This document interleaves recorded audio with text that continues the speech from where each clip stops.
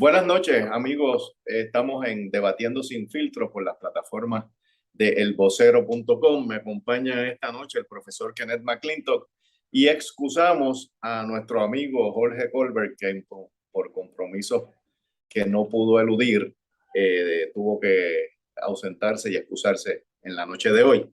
Kenneth, buenas noches. Un placer estar aquí contigo y excusamos también a Jorge. Pues tenemos varios temas para discutir en la noche de hoy. Quisiera que Kenneth nos diera una mirada a las elecciones que se estaban celebrando hoy en el estado de Rhode Island y que tenían la participación de una persona de ascendencia puertorriqueña. Kenneth, ¿qué nos puedes decir de esa interesante elección que cerró los colegios hace un poco tiempo atrás de la hora que transmitimos este programa? Sí, vamos a ver cuán rápido recibimos los resultados de esta elección primaria dentro del Partido Demócrata. Habían varios candidatos para la candidatura demócrata a la gobernación. Estaba el gobernador McKee, que fue el vicegobernador que se convirtió en gobernador cuando la gobernadora Raimondo fue juramentada como secretaria de Comercio al inicio de la administración de Joe Biden hace unos, eh, hace unos meses atrás, un año atrás, cuando comenzó la administración de Joe Biden. eh, Habían otros candidatos adicionales, pero para efectos nuestros, eh, definitivamente, pues la segunda candidata empatada con el gobernador es Nelly Gorbea, que es la secretaria de Estado incumbente, que es puertorriqueña y que de salir nominada hoy y electa en noviembre en un estado altamente demócrata, sería la primera gobernadora latina, la primera gobernadora puertorriqueña en el noreste, en la Nueva Inglaterra de los Estados Unidos. Han habido gobernadoras latinas en Nuevo México, Susana Martínez, hace como 10 años atrás, y la gobernadora incumbente hace, qué sé yo, 3 o 4 años atrás, pero en el noreste de Estados Unidos sería la primera latina y primera puertorriqueña en ser electa gobernador del estado de Rhode Island. Así que estaremos mirando los próximos minutos y las próximas horas a ver cómo terminan los resultados en el estado de Rhode Island en la primaria demócrata. ¿Cómo no? Yo, sí, pienso que hay que estar pendiente y me parece que la creciente participación de puertorriqueños en los procesos políticos allá no es otra cosa que el reflejo de una nación dividida por la emigración que se ha fomentado y que se ha llevado a cabo durante tantas décadas y que es evidente que traería como consecuencia lógica el que participen cada vez más en este tipo de procesos políticos. Pienso que la semana que viene, cuando tengamos el cuadro claro, quizás podamos decir datos más contundentes y no meramente hacer nuestro juicio un poco a base de encuestas y de lo que hemos leído hasta el momento, sino con los resultados ya concretos. A lo Walter Mercado. Exactamente. Este es un programa de análisis político, no de astrología. Eh, Eh, pero de todas formas me parece interesante traerle a nuestro público la perspectiva de que eso está ocurriendo en estos momentos allá en Rhode Island. Quisiera traer a tu atención, Kenneth, el siguiente tema. Y es que tú sabes que se aprobó por las cámaras legislativas hace poco una pieza mediante la cual se aumentaba el salario mínimo a los empleados gubernamentales y esa pieza fue vetada por el gobernador Pedro Pierluisi y ahora está en consideración nuevamente en las cámaras a ver si es posible pasar por encima del veto o no y qué posibilidades tiene dicho proyecto de ley. ¿Qué nos tienes que decir sobre eso? bueno, en el Senado, en el día de ayer, el Senado votó para pasar por encima del veto del gobernador. Para ello requería, para poder llegar a los 18 votos, requería por lo menos un voto PNP y ese voto en la persona de William Villafañe, pues se dio y alcanzaron los 18 votos, que son las 2/3 partes del Senado. En la Cámara hacen falta 34 votos. El Partido Popular lo que tiene son 26 votos, si incluye a Luis Raúl Torres, que es una oveja descarriada de esa delegación, este, tiene además el voto del PIB, los dos votos del movimiento Victoria Ciudadana y el voto del Partido Dignidad. Ahí son 4 votos más. Así que ahí de 26 llegas a 30 y tienes entonces que tener, creo que son 4 o 5 votos PNP para ir por encima. Aparentemente no va a llevarse a votación hoy porque aparentemente no hay los votos todavía de 4 o 5 PNP. Y el gobernador Pedro Pierluisi esta mañana, luego del voto en el Senado para ir por encima del veto, pidió a la Cámara, y no tanto a la Cámara, sino a los PNP en la Cámara, que no presten sus votos para ir por encima de su veto, porque si se logra en la Cámara, pues ya tiene las 2/3 partes de ambos cuerpos legislativos y el proyecto se convertiría en ley. Sin embargo, hay dos cosas. Primero, si se convierte en ley, seguramente la Junta de Supervisión Fiscal iría a los tribunales federales para dejar sin efecto esa ley, porque esa ley violaría el plan fiscal actual del gobierno, violaría el presupuesto balanceado bajo el cual está operando el gobierno, porque obviamente aumentar el salario mínimo federal, el salario mínimo territorial de 7.25 a 8.50 inicialmente, costaría más de 100 millones de dólares que no están presupuestados.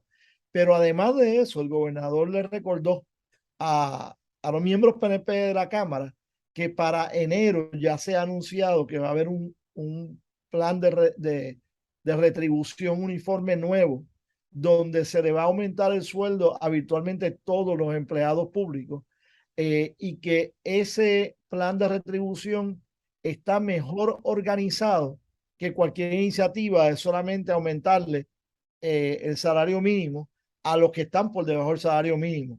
Porque si yo estoy en 7.25 y tú estás en 8.60 actualmente, porque tienes más experiencia, porque tienes mejor preparación y eso, pues un proyecto para aumentar el salario mínimo me llevaría a mí a 8.50, pero te dejaría a ti en 8.60, 10 chavitos más, a pesar de toda la mejor preparación que tú tienes.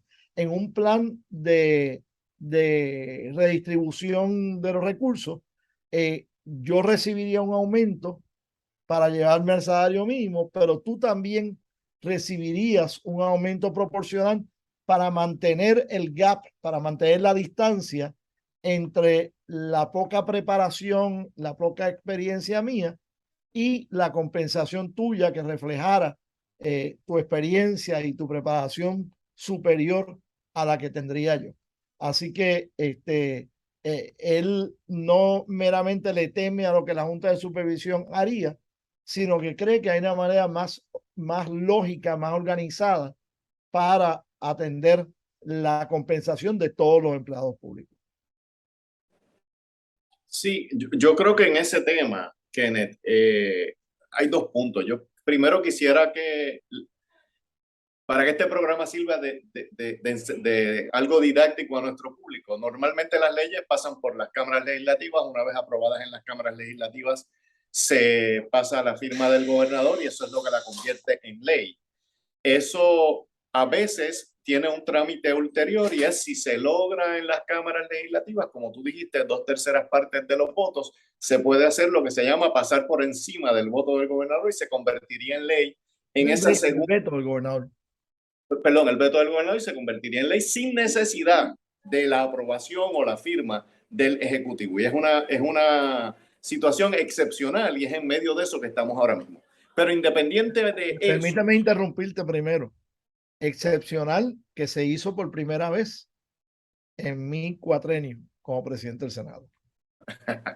Bueno, lo que quería decir es que en esta etapa en que estamos con una Junta de Control Fiscal, y creo que he usado el refrán en más de una ocasión, donde manda capitán no manda marinero, así que me parece un poco inmaterial qué va a pasar con esa legislación, porque no tengo duda de ninguna clase que la Junta de Control Fiscal la va a impugnar en los tribunales Y si está impugnando una legislación laboral que solamente aplica al sector privado, no me cabe duda que esta, que es para el sector público y que hay una forma más directa de conectarla con el presupuesto gubernamental, va a ser indefectiblemente cuestionada y creo yo que con grandes posibilidades de éxito a la luz de los precedentes que hemos visto cuando dicha junta ha tratado de impugnar legislaciones anteriores con el pretexto, la excusa o el razonamiento de que afecta el plan fiscal o el presupuesto adoptado.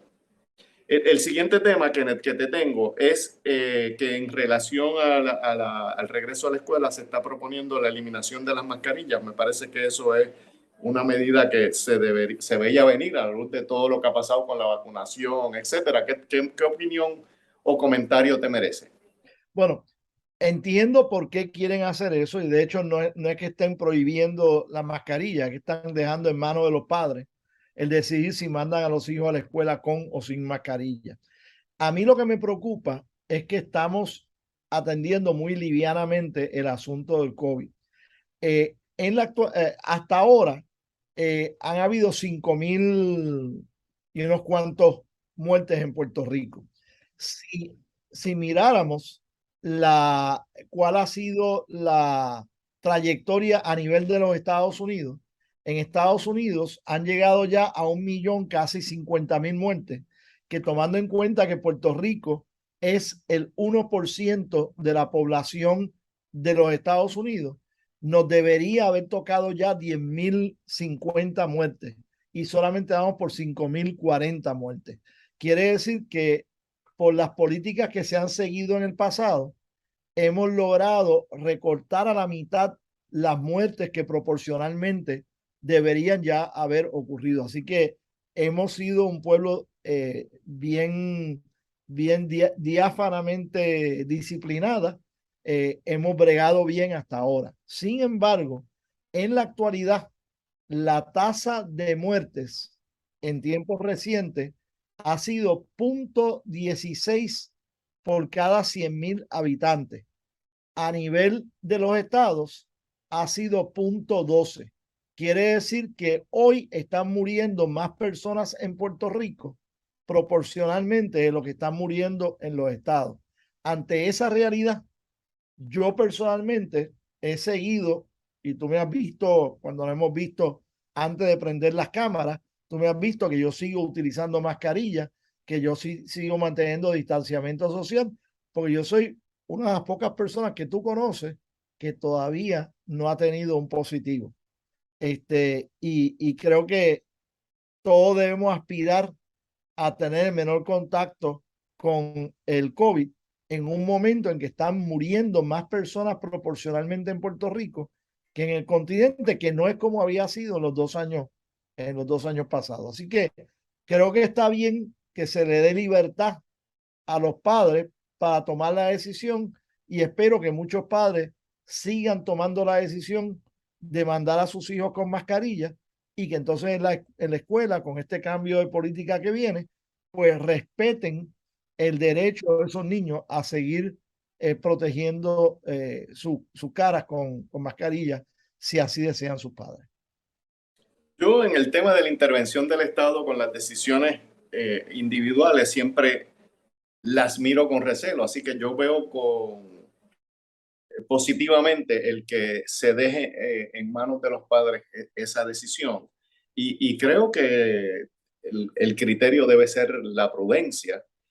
Pienso que en el proceso educativo, la socialización, muchas veces hasta el modo de aprendizaje tiene que ver con los gestos que se pueden percibir del maestro, de los compañeros, etcétera. Así que cada padre que ejerza su discreción, y me parece que el departamento también tiene que ejercer su discreción para establecer la distancia o las medidas que sean necesarias para que el no usar la mascarilla no traiga ningún tipo de secuela.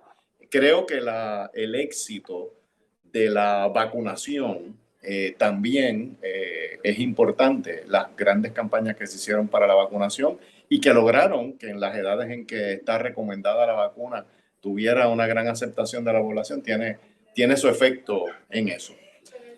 Y Kenneth, el último tema, Ya que tengo un puertorriqueño que nació en territorio británico, la semana Territorio pasada, no en la capital británica. bueno, la semana pasada murió la reina de Inglaterra y eso trajo como consecuencia todavía no coronación, pero la sucesión de su hijo Carlos. ¿Qué comentario te merece ese evento que, aunque es lejano para nosotros, pues ha tenido su repercusión noticiosa en todos los medios durante todos estos días? Pues mira, es una noticia que obviamente ha generado una gran fascinación porque tenemos el elemento farandulero en todo esto. Vemos cómo se está llevando a cabo con lujo de detalle y con mucha organización la exequia fúnebre. De hecho, este próximo viernes, yo, como tú sabes, yo soy miembro de la Iglesia Episcopal. La Iglesia Episcopal es parte de la comunión anglicana y el rey o reina de Inglaterra son la cabeza de la comunión anglicana y de la Iglesia de Inglaterra. Y este viernes a las 6 de la tarde, pues va a haber una misa en la Catedral Episcopal de Santurce en honor a la reina, que no era la cabeza de la Iglesia Episcopal, porque la Iglesia Episcopal, eh, luego de 1776, se separó de la Iglesia de Inglaterra, porque no íbamos a tener al rey Jorge de Inglaterra mandando a nivel religioso en lo que habían sido las 13 colonias. O sea, cuando las 13 colonias se independizaron también religiosamente. Pero pues sí, habrá ese pequeño acto religioso en Puerto Rico para conmemorar este evento histórico que se ha dado de la muerte de la reina. Yo sí quiero enfatizar un punto, y es que aunque el monarca o la monarca de Inglaterra se identifica con todas las atrocidades de colonización, de esclavitud y todo eso que ocurrió en las múltiples colonias que tuvo Inglaterra alrededor del mundo. Había una época en que se decía que el sol nunca se pone en el Imperio Británico, porque siempre había algún lugar en el mundo donde el sol estaba brillando. Pero de igual manera, esta monarca que llegó al poder o llegó a la monarquía en 1952, 5 años después que se dio la independencia más o menos pacífica de India, que era la colonia británica más grande y más poblada que existía en ese imperio. Ella le tocó regir durante los procesos mayormente, no totalmente, pero mayormente pacíficos, en que se fue reconociendo la independencia de la inmensa mayoría de las colonias británicas en Asia, en las Américas y Caribe y en África.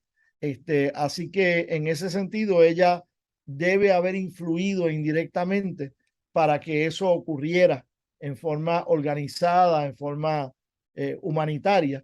Y también ella ciertamente se reconoce que tuvo influencia en recortar los días que le quedaban al la terrible filosofía del apartheid en Sudáfrica y haber contribuido a que eventualmente Nelson Mandela, de haber sido un pacifista preso, pudiera terminar siendo el presidente de la República de Sudáfrica.